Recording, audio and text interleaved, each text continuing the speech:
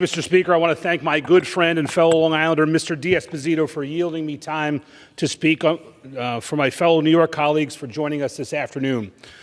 New Yorkers from Queens and Nassau counties deserve better than George Santos, a total fraud and serial liar representing them in Congress. Each day that Mr. Santos is allowed to remain a member of Congress, my New York neighbors to the west are being denied real representation in these halls. That is because their representative is incapable of getting a bill passed, a project funded, or even sitting on a committee because he lacks the minimum amount of trust necessary of a member of Congress. Today, the best way to support my fellow New Yorkers and overcome George Santos's fraud is to expel George Santos from the House of Representatives. Mr. Speaker, Mr. Santos has said expelling him before he is formally charged and found guilty would create a new precedent in this body, one that could have negative consequences for generations. Respectfully, Mr. Speaker, I disagree. The consequences and precedents of not expelling him for his lies and fraud has the potential to do far more damage to this institution. I would submit today that we have an opportunity to set a new standard, a new precedent, that if a candidate for Congress makes his entire life up in order to defraud voters and donors, and subsequently those voters reasonably rely on that candidate's lies to elect him or her, that we, the House of Representatives, will exercise the authority given to us in the Constitution to expel that member. George Santos's lies are more widespread than even the most untrustworthy politicians, and these lies were necessary to get him elected. George Santos didn't just lie about his family business dealings like President Biden did. Santos lied about everything about his professional background, from his family's wealth to working for Goldman Sachs and Citigroup. Santos committed this fraud, this election fraud, to create an entire new persona that voters and donors could support.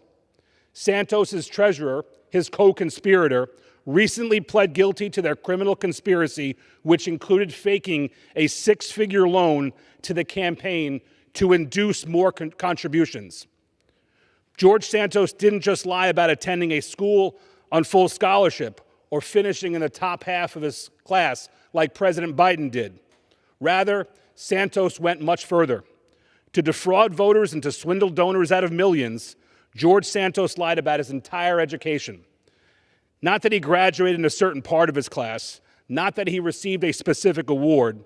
Those lies are reserved for other slimy politicians and are worthy of different kinds of rebuke, less than expulsion. George Santos lied about attending and graduating from Baruch College. Meanwhile, he never attended Baruch.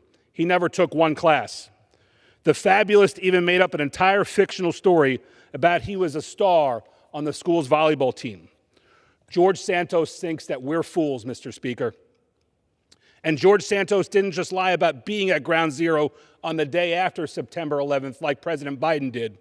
George Santos went much further, saying that his mother was in the South Tower on 9/11 and escaped only to later die from 9/11 related illness.